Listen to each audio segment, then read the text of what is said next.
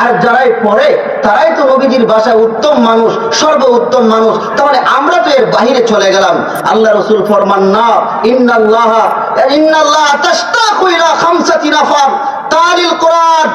আল্লাহ বলেন ফাকরাউ মা তায়াসসারা মিনাল কোরআন।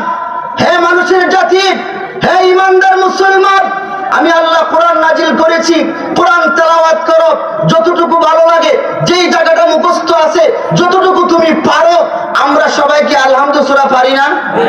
কুল হুয়াল্লাহ সূরা পারি না? আল্লাহ বলেন আলহামদু সূরা তেলাওয়াত করো, কুল হুয়াল্লাহ সূরা তেলাওয়াত করো।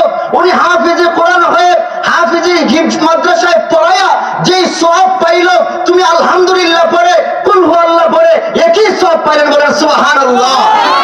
মাদ্রাসায় পড়ায়া, মাদ্রাসায় পড়িয়া আমি কোরআনের দায়িত্বশীল হইলাম।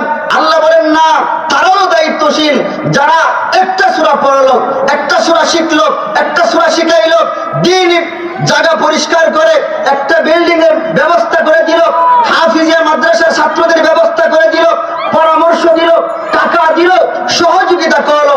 তাও যদি না পারে, ভবিষ্যৎ প্রজন্মে যদি আত-তাহমিদুল কোরআন হাফিজা মাদ্রাসা সহ বাংলাদেশের কোন মাদ্রাসায় বেঈমান কাফিররা আক্রমণ করে এর প্রতি উত্তরে যদি আপনার জবান দ্বারা এর বিরুদ্ধে জোরালোভাবে যুদ্ধ ঘোষণা দেন, আপনিও খায়রুকুম মান তাআল্লামাল কুরআনা ওয়া আল্লামার ভিতরে প্রবেশ করবেন। বলেন আল্লাহু আকবার।